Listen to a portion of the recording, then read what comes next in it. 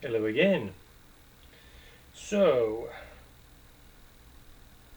I like gaming. As you can see, I paint gaming miniatures. Now, some people who I game with who see some of these videos might say, but hey, I've noticed you say a lot of transphobic stuff, but sometimes you play female characters. And the answers are no and yes. Honestly, nothing I've said has been any more hateful than anything the transgender community says or LGBTQ or whatever community says. So if it's okay for them, it's okay for me. And secondly, yes, I do sometimes play female characters. Now there are 5 reasons why I play female characters. And those are these. First off, I'm an amateur writer. Wouldn't mind being a professional writer. And one thing that goes along with that is every now and then you might have to write a female character. Playing a female character in a role-playing game can help you to get in the head and help give an idea of how a woman thinks and how to present stuff from a female point of view or stuff like that. So I sometimes play female characters so I can get in that headspace. Similar to these or similar to that, I gave a video once on bad female characters and movies and TVs and how we want to make equality, but the only way to make a good female character is to make all the men around them bad, or surround them by incompetent men. Um, Playing female characters, it allows you to play someone who is equal to everyone else. And you get in the habit of no, I can still make a great female character, and she can be kick-ass and kill orcs and do whatever, and still go around with a bunch of competent male characters.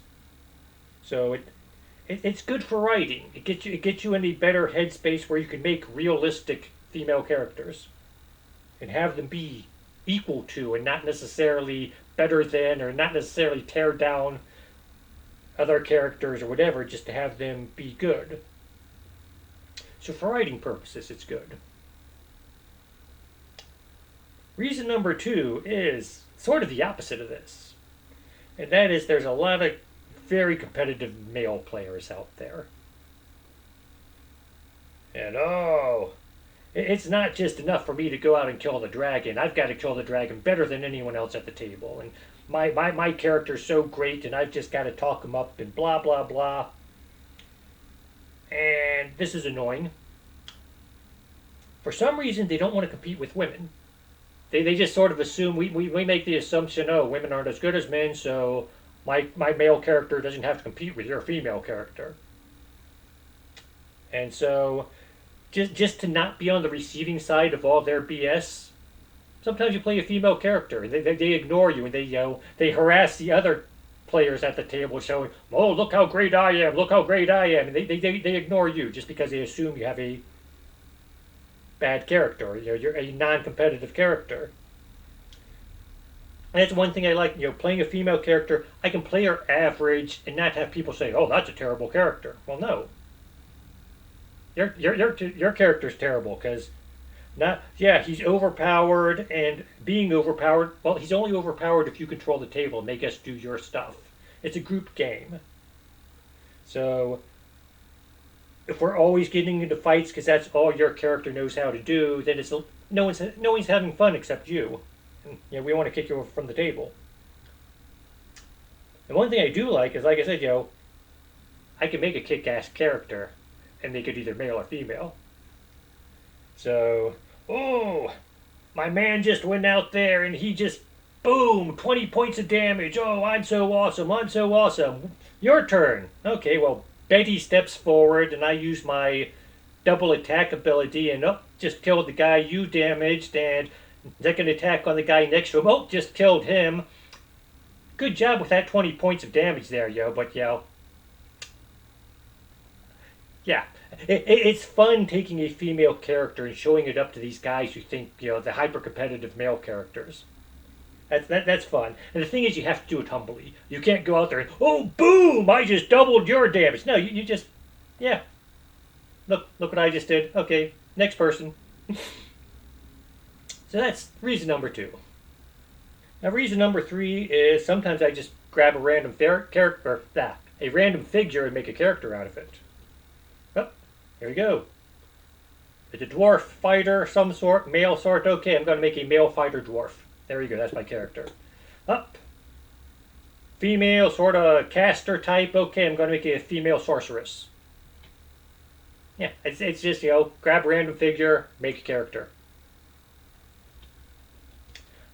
Other times, now when I make characters, I don't usually go into it saying this is going to be a man, and then he's going to be a fighter, and then he's going to... No, I go in there with the idea, want to make a fighter character,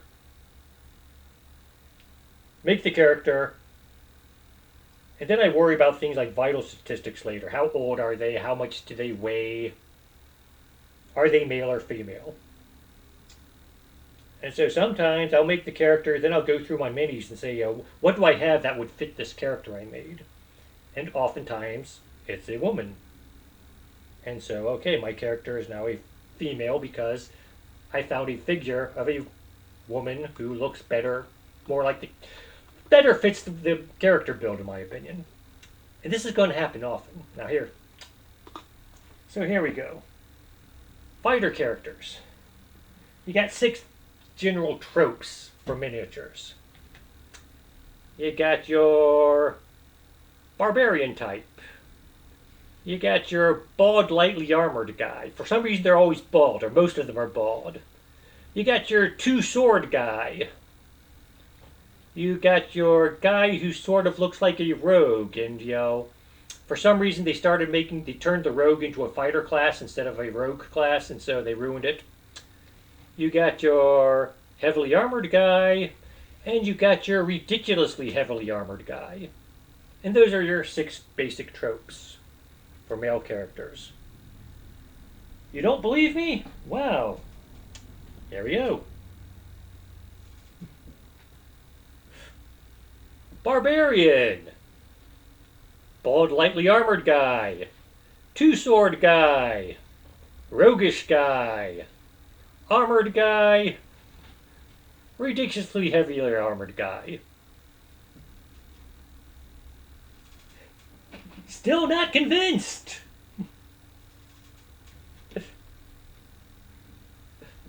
Barbarian. Lightly armored bald guy. 2-sword guy. Roguish guy. Armored guy. Ridiculously heavily armored guy. Now, female characters have these same things coming up.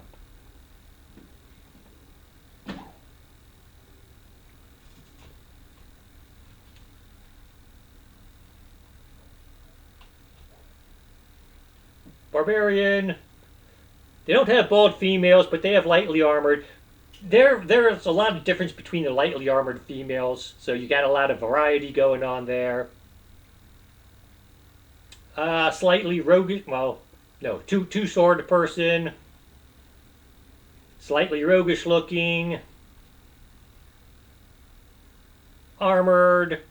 They don't have ridiculously heavy armored, but they do have some which are more heavily armored than others for women. But there's more variety within those categories. And then you've also got others, again, these will fit into some of those categories, but okay, different looking,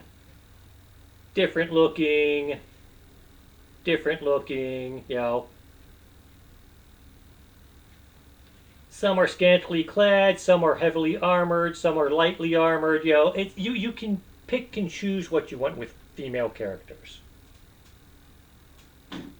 Male characters, just to be... most of these, again, could be subcategories of my 6 categories. I've got a bald guy, but he's different than the other bald guys.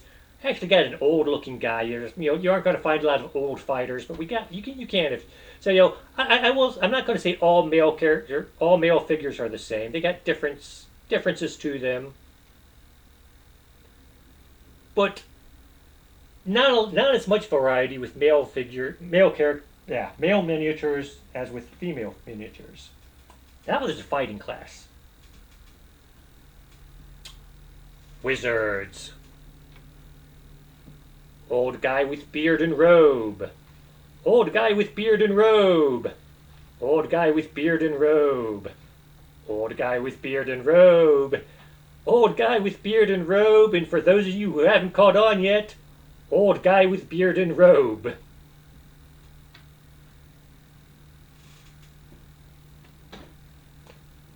Oh, look.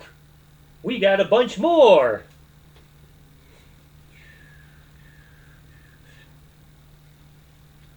Admittedly, I think I've got one in here which doesn't have a... Yeah, this guy doesn't really have a beard. And the guy next to him, you got to look real close to see the beard. And he could be younger. He's not necessarily an old guy. But basically, the male wizards, if I had painted these with the same color scheme, they'd look like the same guy in different poses. Female casters. Boom. Different. Different. Different. Different. Lightly, scantily, some are scantily clad, some are reasonably clad, And yeah, we got one more tray here. Could be a druid of some sort, could be a cleric of some sort. There's variety, so you could be a caster with a spear, caster with an axe, or with a sword. There's more variety to the female figures. And so I'm more likely to decide, hey, this figure fits my character better just because there's more variety to it. And the last reason, and this is the highly transphobic one, is sometimes I just roll a die for it. And you're going to ask me, well, that doesn't sound transphobic. How's that transphobic? Because when I roll the die, I say, odds. If I roll an odds, it's going to be male. If I roll an even, it's going to be female. And then I roll the die, and I go with the die. I don't say, I rolled an odd there, but deep down inside, the character thinks that I rolled an even. So this is actually no. I go with the die roll, and just like you go with what you're born with. So that's it. Like I said, that's 5 reasons why I sometimes play female characters. I think they're good reasons. There's probably more out there which are legitimate, but that's all I have. Have a nice day.